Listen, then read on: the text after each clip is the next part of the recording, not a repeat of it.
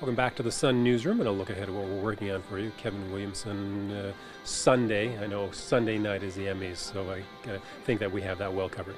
Yeah, we're basically running down who the contenders are in all the major categories, who's going to win, and who we think should actually win. Okay, and the who should win and who will likely win, there's probably one name that stands above them all.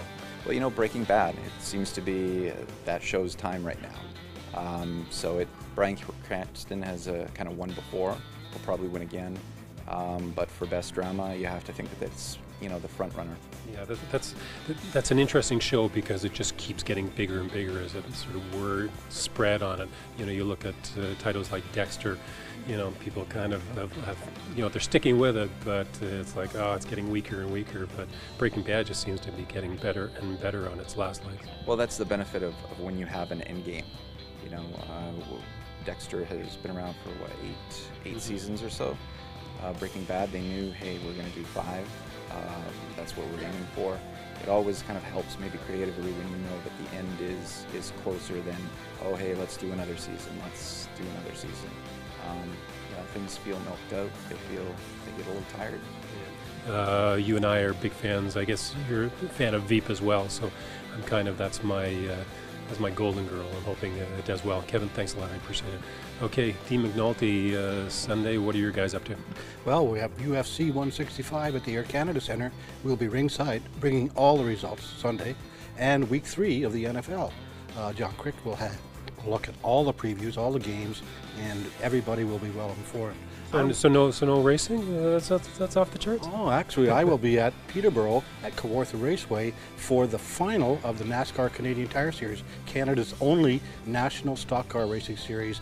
It will be a champion at the end of that night, and we will have it in all our Sun products on Sunday morning. You were trying to explain to this minivan driver why that race is important, so I gather it's a big deal, right? It is a big deal.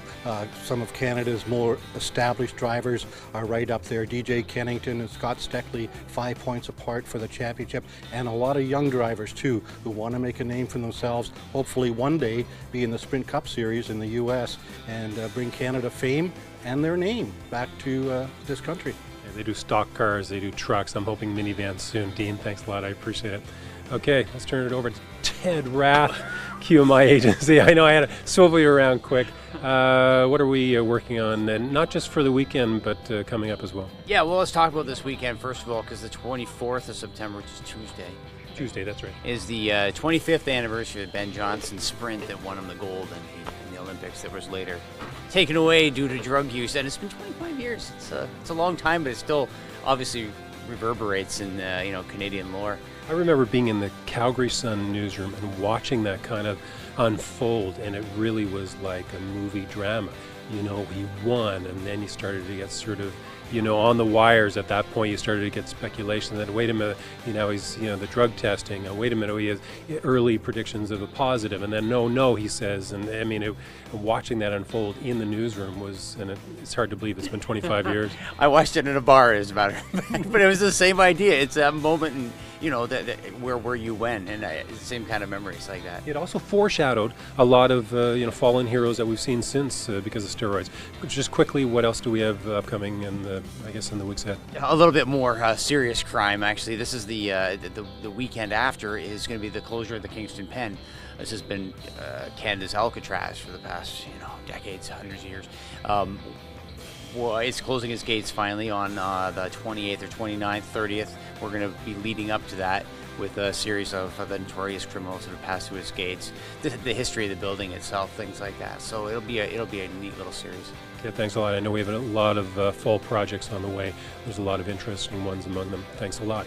Listen, that's it from the newsroom for now. We'll check back with you next week. In the meantime, have a great weekend.